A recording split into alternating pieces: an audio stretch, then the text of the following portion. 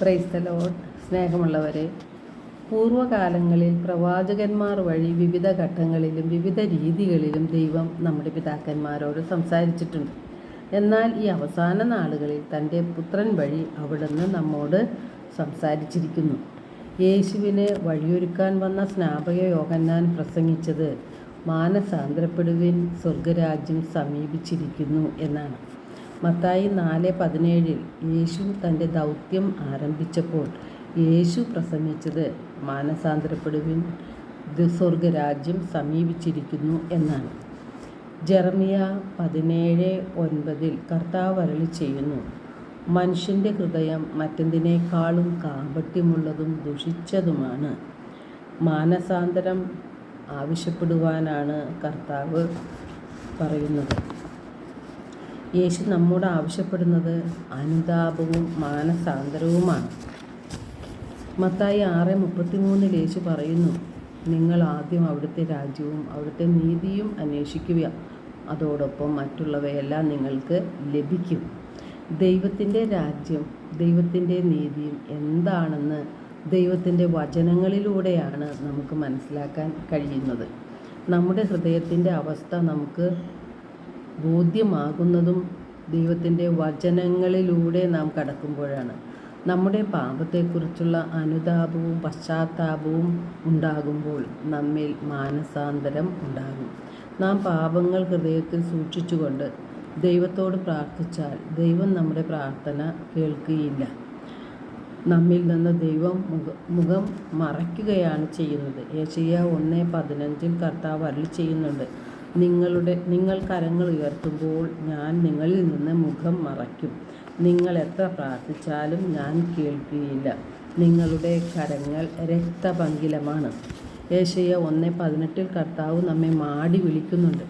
കർത്താവ് അരുളി ചെയ്യുന്നു, വരുവിൻ, നമുക്ക് രമ്യതപ്പെടാം. നിങ്ങളുടെ പാപങ്ങൾ കടും ചുമപ്പാണെങ്കിലും അവ മഞ്ഞുപോലെ വെണ്മയുള്ളതായിത്തീരും.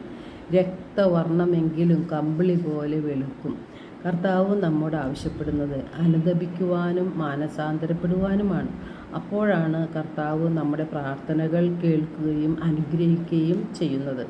നാം നമ്മുടെ ഹൃദയത്തിൽ സൂക്ഷിക്കുന്ന തിന്മയുടെ മാലിന്യങ്ങൾ ധാരാളമുണ്ട്.